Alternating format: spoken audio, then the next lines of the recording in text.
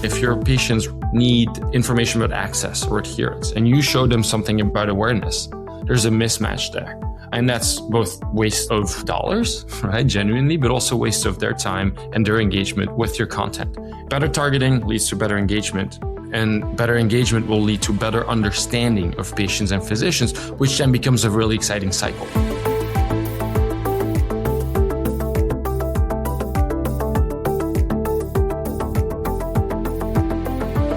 Consumers and patients expect more from their healthcare interactions. Therefore, reaching the right audience is critically important. Yet to drive real-world outcomes, pharma marketers must also shift focus towards meaningful, patient-first engagement. Hello and welcome to the MM+M podcast, brought to you by Swoop. I'm Managing Editor Jack O'Brien. For today's conversation, we're talking about how AI can help bridge the gap between outreach and meaningful engagement, turning messy, scattered data into actionable insights that can help marketers reach the right audience with the right message at the exact moment it matters most. I'm pleased to be joined today by Romain Bogarts, VP of Product at Swoop.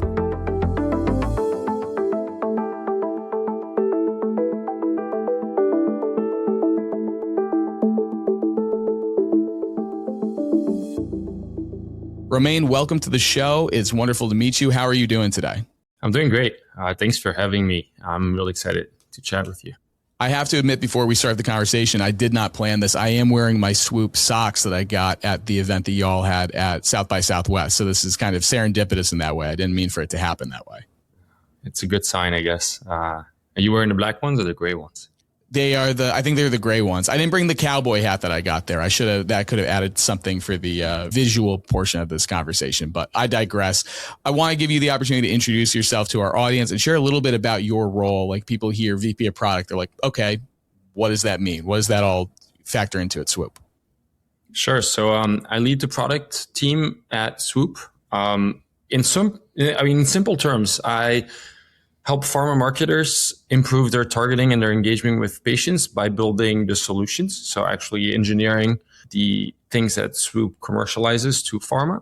And so really I spend most of my day figuring out where the market is today and where it's going, what is needed and what actually matters for our customers, being pharma marketers, so agencies as well as pharmaceuticals, but also thinking about their customers, right? Patients and physicians.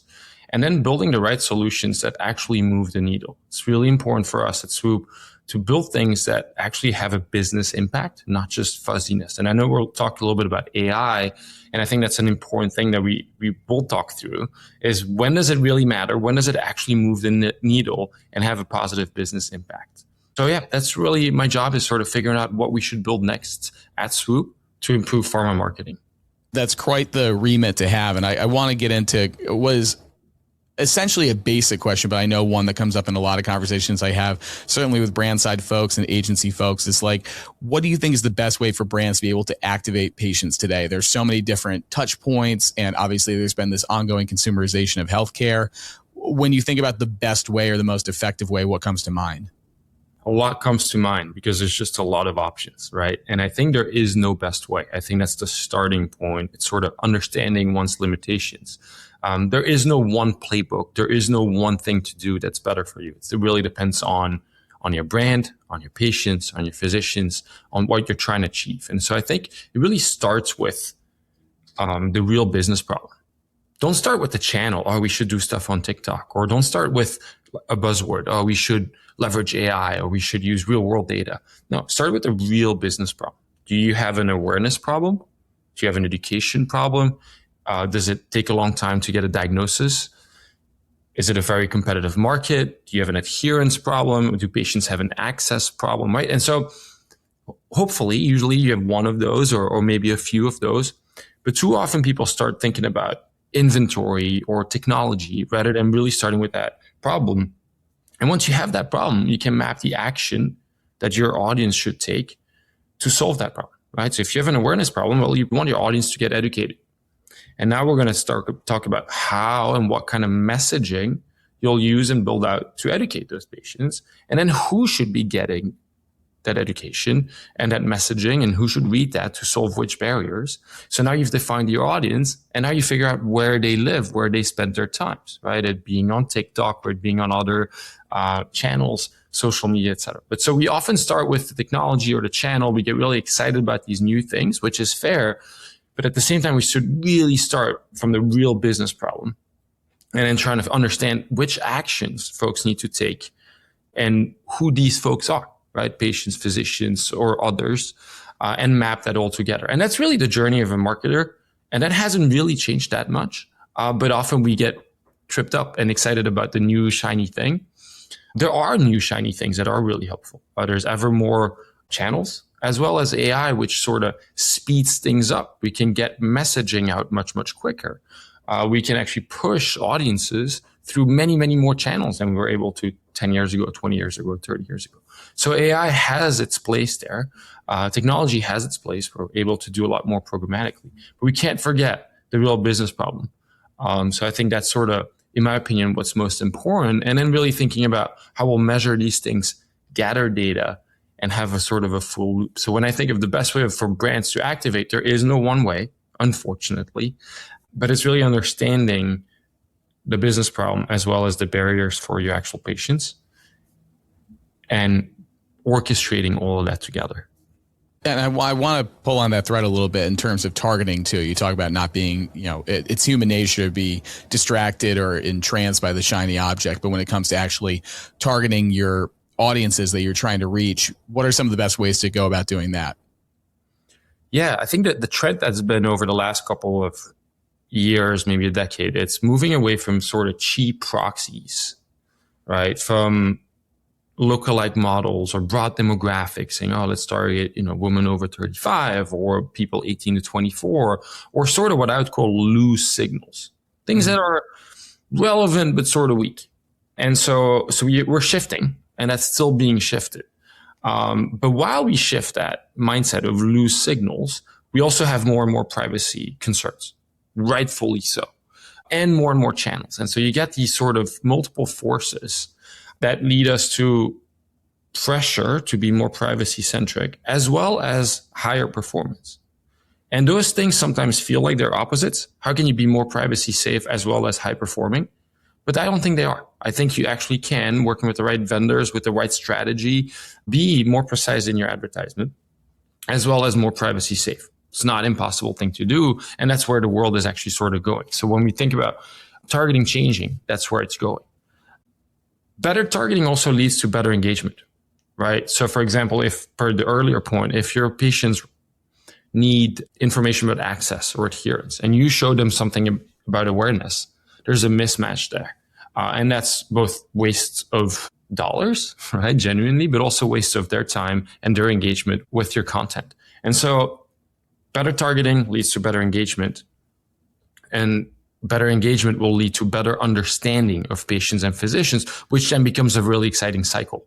And when you have cycles of, better understanding, better targeting, better engagement, therefore better understanding again, et cetera, that's where AI become very useful, because it can enrich those cycles and make those cycles go faster and faster and be more impactful. And so targeting then becomes less of a static thing and more of an informed thing. So that's where I see AI really help. But at the core, you still want to target in a privacy safe way as well as in a relevant way.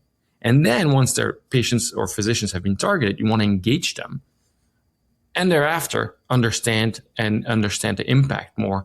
And then repeat and repeat and repeat. And I want to ask you about that too, because it's a conversation that's come up with a number of leaders. I'd say in the past couple of months, where it's kind of this idea of like, what can AI actually do? And to your point, it's not the idea of replacing all these different processes that have been put in place, but more fine tuning and supercharging them. And I'm curious from your perspective, how AI plays a role in building that engagement, because it is so crucial if you're trying to target this HCP class or this patient population or these caregivers. Like, how does AI factor into all of that? In my mind, my view is simple, but getting it done is complicated. AI matters, but I think we're getting a little ahead of ourselves as an industry. And there's a real reason for this. I think a lot of investment over the last decade has been done within what I'd call the data layer. people have been buying data, connecting data, et cetera. So we've got and investing in infrastructure for data. And you need that. It's critically important. But the ROI there has been very low in general. And that's why we have companies like Swoop and others that help building out and using and leveraging that data to get to good targeting, to good engagement. As an industry, brand marketers and agencies have invested a lot in this data layer, and the ROI just isn't there. I think that's just a reality. And there's a lot of work in that, and it requires really technical things like removing PII or joining data sets correctly. How do you join a claim to a patient, to a physician, et cetera, to a hospital? These are complex things. And then there's all these gaps. When you buy data, there's gaps, et cetera. So we get this foundational layer that's complicated to build, that people have invested a lot in, but aren't really able to leverage. Then now comes this really exciting AI story of like, we're going to all have agents that are going to do all these things. And it's just, your agent's just going to run on this data and take actions on behalf of you. That's sort of the picture that's being painted. If you read the media, if you listen to podcasts, right? That's what people are saying. And I think we're missing this big layer in between. And that layer is pharma specific. It's healthcare specific. It's got rules, business rules, as well as, perhaps machine learning, et cetera, that creates a set of tools, perhaps, or logic. I'd call it a logic layer between your data and your agentic AI. And that logic layer would do things like analyzing data or building an audience or overlapping audiences or measuring audiences or recommending better messaging, et cetera. So there are these tools that then agents can almost pull from, right? But we're skipping a step here, I think, very quickly. And AI will be incredibly powerful. We're not that far off. But if you don't build and invest in that sort of middle layer, we're not going to get there. And so what I do think the future will look like, and this isn't that far off, is an agentic world. So agents or chatbots that are very smart, that are leveraging large language models, that pull tools, like, for example, build me an audience for psoriasis patients, and then understand maybe and then another agents may understand what messaging is most optimal or which channels are most optimal. And so it pulls from these tools that then are leveraging the data, right? But there are still these different layers. It needs to be built specifically for pharma. And you can start combining first-party data with third-party data and get a fuller picture of these engagements. What are patients saying? Who are they saying it to? Why are they concerned? And what are they concerned about and why, et cetera, et cetera. But there are bigger risks to that. And so what I really see AI do in the near future is help pharma marketers orchestrate the patient journey and influence at the right time with the right messaging, which is sort of what we're already doing. It's what I was mentioning earlier. Brand marketers are orchestrators. It's just that today they do it with different agencies, different vendors, different consulting firms, different internal and external teams, right? Where we have a patient-focused agency, we have a strategy agency, we have a creative agency. In the future, one could see a world where brand marketers are still orchestrating, but they're orchestrating with agents that leverage sort of this logic layer, which then leverages this broad data that's very specific to the brand, very specific to the therapeutic area. So that's sort of where I see it going. I think we're not that far off, but at the same time, we're trying to cut corners and go, hey, we've invested a whole lot of money in this data infrastructure. Let's just hope that these AI agents will figure it out. We're missing almost the most important part, this action-oriented logic layer. Yeah, and like you said, it's kind of the foundational stuff too, where it's seeing what is in the offing and being like, oh, we're so close, we're going to be able to get there and elevate the work that we're already doing.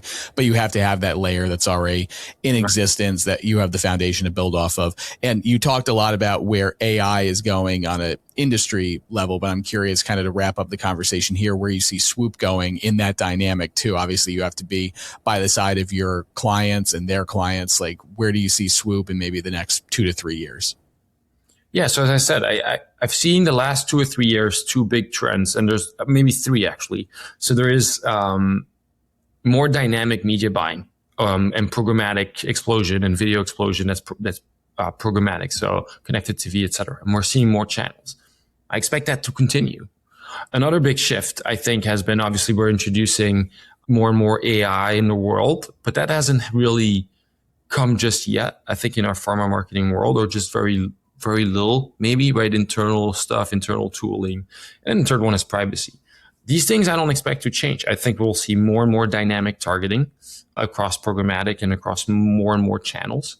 We'll see a bigger privacy conversation that continues to happen, with different states having different rules and different implications for different therapeutic areas. And we'll see AI help orchestrate all this stuff. So that's sort of like the general trends that I'm seeing. What we're doing at Swoop is continuously bring in innovation on the targeting side of things. So with more sophisticated audiences, we'll be bringing in audiences that are even more privacy safe and privacy oriented, where we'll collect opt-ins, so ask patients to opt in to targeting, et cetera. So we're taking these overall trends to continuously refine and improve our audience strategies, as well as our engagement strategies. So we want to take, as a company, we want to evolve from being best in class in targeting, best in class in audience building, to really taking those audiences and engaging them. So it doesn't just stop by, hey, we showed them an ad, that was correct. No, that's not enough. We want to engage them. We want to engage them on different points in different places, right? First could be on your website. If you click an ad, you go to a website. How do we engage you on that website?